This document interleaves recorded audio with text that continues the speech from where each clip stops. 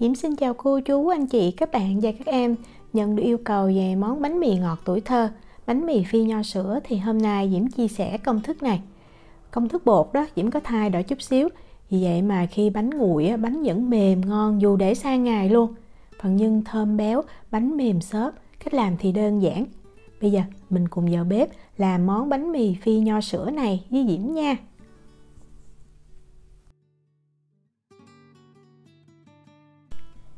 Đầu tiên Diễm có 80g bơ lạc là bơ không có muối nha.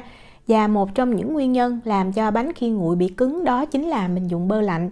Vì vậy Diễm đã thử làm tan chảy hoàn toàn cái bơ này luôn. Mình có thể cho vào trong lò vi sóng hoặc là mình cho lên bếp đó, mình nấu cho bơ nó tan như vậy. Lưu ý là chỉ bơ tan thôi chứ không có bị cháy khét nha. Lúc mà mình làm nóng thì bơ nó cũng nóng. Vì vậy bây giờ mình để ở đây cho bơ nó nguội rồi mình mới đi nhồi bột. Để làm bánh mì này mình cần 500g bột mì, và nếu mà ở Việt Nam thì mình dùng bột mì số 13, nước ngoài thì mình dùng bột bánh mì. Bột này của Diễm cái protein của nó là 12,1% thì Diễm thấy làm cũng rất là ngon rồi. Để làm cho nhanh và gọn đó thì mình cho vào trong máy mình nhồi ha. Diễm có thêm ở đây là 3g muối, 1/2 muỗng cà phê. Đường thì mình có 100g và mình dùng đường cát nha. Men nở thì Diễm có 6g là 2 muỗng cà phê đầy. Diễm dùng men nở ngọt. Nếu mà mình không có men nở ngọt thì mình dùng men lạc làm bánh mì thường vẫn được. Nhưng mà mình nên dùng 8g ha, như vậy giúp cho bột nó nở nhanh hơn. Mình cho men chung vào với bột luôn. Sữa thì mình cần 200g hay là 200ml. Và Diễm dùng sữa lạnh, tức là sữa lấy ngay từ trong tủ lạnh ra luôn. Để tăng thêm độ mềm, xốp và thơm cho bánh thì Diễm có thêm 50g kem tươi. Nếu mà mình không có kem tươi, mình có thể thay bằng whipping cream hoặc là mình thay bằng sữa tươi thì là 45g nha. Kem tươi mình cũng cho vào chung với bột luôn. Và thêm một cái chất lỏng nữa đó chính là trứng. Còn nếu mà mình không thích dùng trứng, mình có thể thay bằng 50g sữa tươi ha, hoặc là 50g nước. Trứng gà này Diễm cân luôn vỏ là 62g. Rồi mình cho hết cái lượng bơ mình đã làm chảy vào. Và lưu ý là bơ nó nguội nha, không có được nóng. Để nhồi cho dễ thì Diễm thấy mình nên dùng cái cây trộn bột đó. Mình trộn bột trước, cho bột nó hút hết cái chất lỏng vào, rồi mình mới cho vào máy mình nhồi. Mặc dù mình nhồi bằng máy nha. Còn nếu mà mình nhồi bằng tay cũng vậy luôn. Mình nên trộn bột do thiệt là đều như vậy, hút hết chất lỏng vào. Mình đậy bột lại, mình để cho bột nghỉ 10 phút, rồi mình mang ra nhồi thì dễ dàng hơn rất là nhiều. Còn nếu mà mình nhồi bằng máy thì sau khi trộn xong mình cứ cho vào trong máy. Mình bật cái tốc độ thấp nha. Máy Diễm có 6 số thì Diễm để số 1. Và mình nhồi ở tốc độ thấp này trong khoảng thời gian là 20 phút. Diễm nhận được nhiều tin nhắn là tại sao khi nhồi thì bột nó không thành khối, nó không kết dẻo. Thì là do lúc mà mình thiếu cái khâu mình trộn bột cho bột nó hút chất lỏng đó. Nó có thời gian nó hút đều thì khi mà mình nhồi rất là dễ tạo thành khối. Và bột nó cũng dẻo, nó dai hơn.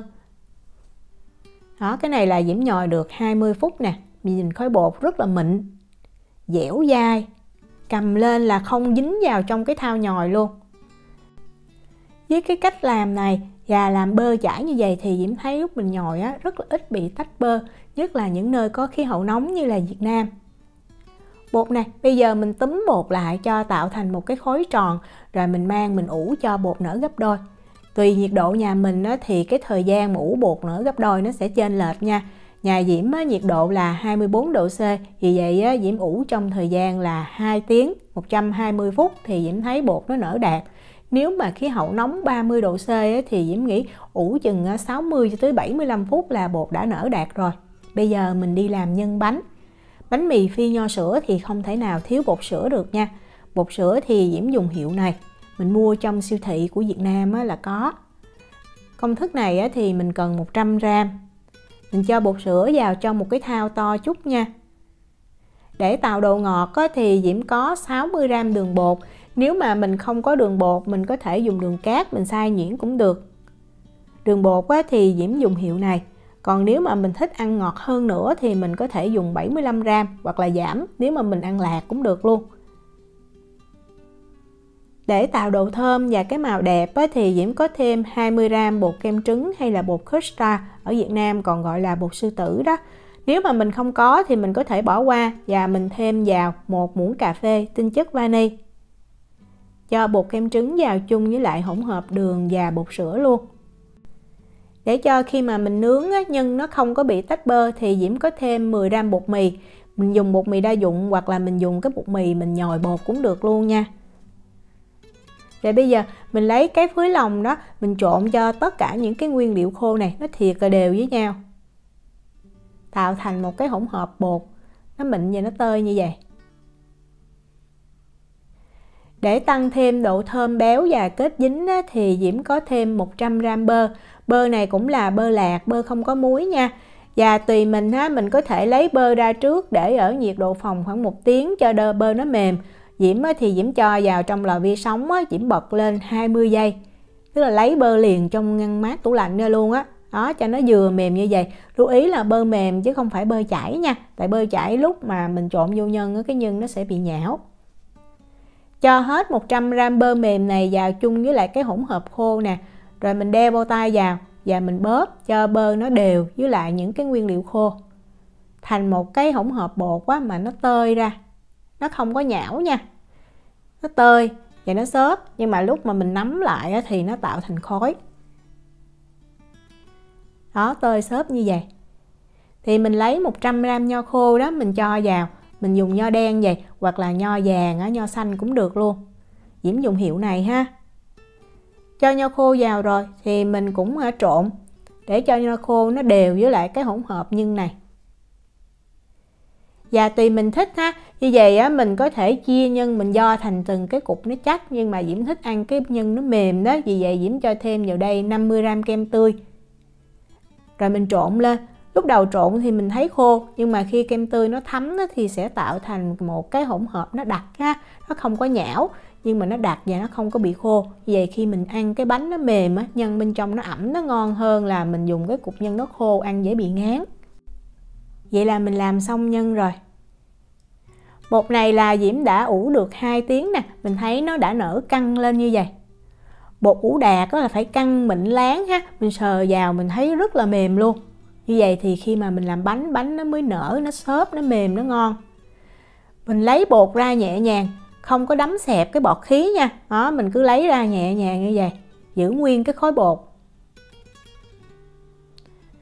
Rồi bây giờ mình dùng tay đó, mình nhẹ nhàng mình kéo cái miếng bột ra làm sao cho nó tạo thành một cái hình tròn để mình chia ra cho nó dễ mà. Mình chia đều ha, chia ra làm 2 phần bằng nhau. Phần bột này mình để sang một bên nha. Mình lưu ý là mình đừng có giò hay mình miết cái khối bột gì hết. Như vậy làm cho protein gluten nó giãn nở thì nó sẽ co, mình cán nó không có được dễ dàng. Đó, Diễm cứ nhẹ nhàng nè, Diễm ấn thành một cái khối dài, sau đó mình cán ra. Cán thành một cái hình chữ nhật ha. Nó có cái kích thước là 15 x 40 cm. Sau khi cán xong đó, mình dùng tay nè, mình làm cho mấy cái cạnh nó giống như nó có góc cạnh tí xíu, thành một hình chữ nhật như vậy. Thì lúc mà mình tạo hình bánh nó sẽ đẹp hơn. Rồi nhân mình chia làm 2 phần bằng nhau ha. Và mình cho vào giữa cái miếng bột. Đó, mình cứ để vậy nè, mình kéo mình chia đều ra. Diễm thì Diễm thấy nhân nhiều ngon, còn nếu mà mình không thích nhân nhiều thì mình có thể làm 1/2 hoặc là 2/3 công thức. Rồi sau đó mình gấp cái bột lại thôi.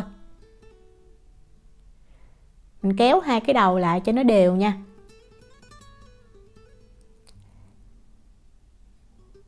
Rồi mình lật cái miếng bột, mình để cái miếng bột nó nằm ở dưới. Và Diễm thấy dễ dàng nhất là mình chia cái miếng bột này làm 8 phần bằng nhau. Tức là mình chia đôi nè, rồi 2 cái miếng bột đó mình lại chia đôi. Như vậy thì dễ chia đều hơn, không cần phải cân.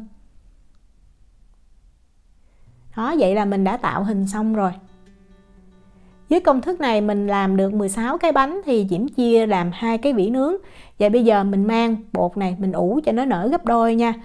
Nếu mà mình để bên ngoài như vậy thì mình lấy một cái khăn mình đậy lên. Diễm thì Diễm cho vào trong lò nướng cho nó kín đó. Cho vào lò nướng chứ Diễm không có bật lò ha. Và mình ủ khoảng 60 phút. Trong thời gian này thì mình đi chuẩn bị cái hỗn hợp để mình phết bánh. Cái hỗn hợp này thì rất là đơn giản, mình chỉ cần một cái trứng gà thôi, lấy luôn cả lòng đỏ và lòng trắng, mình đánh cho tan. Đó, bột này là Diễm đã ủ được 60 phút. Như Diễm nói, cái thời gian ủ bột nó không có chính xác được, vì vậy mình phải kiểm tra bột mình mới mang đi nướng nha. Cái bột nó đạt mình thấy nó rất là mềm, mình ấn vào nó không có đàn hồi lại luôn. Như vậy thì khi mà mình nướng cái bánh nó mềm và mềm rất là lâu. Mình phết đều trứng lên mặt bánh nha, rồi mình mang đi nướng. Lò nướng mình làm nóng lò trước ha. Và cái bánh này mình để ở cái rãnh thứ hai của lò từ dưới điếm lên, tại nếu mà mình để cao quá thì bánh nó rất là nhanh vàng. Và mình nướng ở nhiệt độ là 180 độ C, 356 độ F trong thời gian là 15 phút. Và mình bật 2 lửa nha, trên và dưới mình không có bật quạt. Mình nướng cái đợt bánh đầu tiên xong mình lấy ra, mình cho cái đợt bánh thứ hai vào mình nướng thôi. Đây là bánh mà Diễm đã nướng xong rồi nè. Khi mà bánh vừa nướng xong thì rất là mềm và nhân nó chảy ra. Thì nhân chảy ra lúc này mình đừng có lấy ra liền, mình cứ để ở đây, nhưng nó nguội thì tự động nó sẽ kết dính, nó cứng lại. Mình để bánh ở nguyên trên cái dĩa nướng như vậy, mình đợi khoảng 15-20 phút là mình có thể ăn được. Bánh này là Diễm đã để nguội được 2 tiếng rồi đó, mình thấy nướng rất là vàng đều, không hề bị cháy và bánh mềm lắm luôn. Bánh nguội rồi thì mình cứ cho vào trong hộp hoặc túi, mình bọc kín lại để 2 ngày vẫn mềm luôn. Diễm chúc cô chú, anh chị, các bạn và các em thành công với lại món bánh mì phi nho sữa. Nếu mà có thắc mắc gì thì cứ để lại lời nhắn hoặc là gửi tin nhắn cho Diễm. Diễm cảm ơn sự quan tâm theo dõi video rất là nhiều. Hẹn gặp lại trong những video tiếp theo. Chào tạm biệt.